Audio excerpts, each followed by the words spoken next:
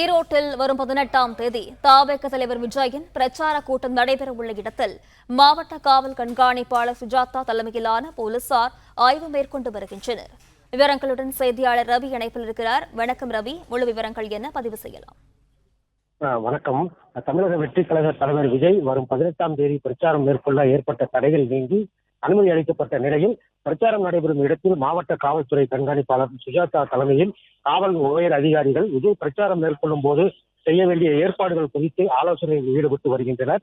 தமிழக வெற்றிக் கழகத்தின் தலைவர் விஜய் 2026 சட்டமன்ற பொதுத் தேர்தலை முன்னிட்டு தமிழகம் முழுவதும் சுற்றுப்பயணம் மேற்கொண்டு தேர்தல் பிரச்சாரத்தில் ஈடுபட்டு வருகிறார். இதன் தொடர்ச்சியாக ஈரோடு மாவட்டம் விஜயமங்கலம் அருகே சரணை பகுதியில் 26 ஏக்கர் நிலத்தில் தமிழக வெற்றிக் கழக தலைவர் விஜய் பிரச்சாரம் மேற்கொள்ள மாவட்ட ஆட்சியர், மாவட்ட காவல்துறை கண்காணிப்பாளர், தீயணைப்பு துறையினரிடம் அனுமதி கேட்கப்பட்டுள்ளது. இதேபோல் விஜய் பிரச்சாரம் மேற்கொள்ளும் இடம் அறநிலைத்துறை கட்டுப்பாட்டில் உள்ளதால் இங்கு அறநிலைத்துறை ஆணையர் அலுவலகத்தில் அனுமதி கேட்கப்பட்ட நிலையில் தற்போது விஜய் பிரச்சாரம் மேற்கொள்ள அனுமதி அளித்த நிலையில் பிரச்சாரத்தை உறுதி செய்துள்ளனர். இதனைத் தொடர்ந்து விஜய் பிரச்சாரம் மேற்கொள்ளும் இடத்தில் 300க்கும் மேற்பட்ட பணியாளர்கள் தற்போது தீவிர பணியில் ஈடுபட்டு வருகின்றனர்.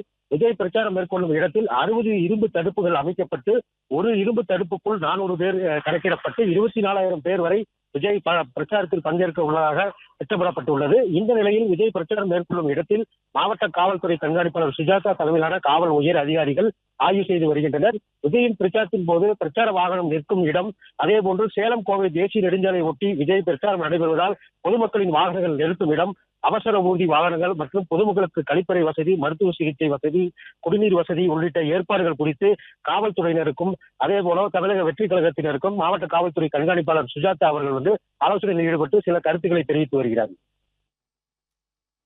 ரவி, விவரங்களுக்கு நன்றி. பிளே ஸ்டோர் மற்றும் ஆப் ஸ்டோரில் இருந்து பாலிமர் செயலியை QR கோடு மூலம் பதிவிறக்கம் செய்யுங்கள். செய்திகளை உடனுக்குடன் பெறுங்கள்.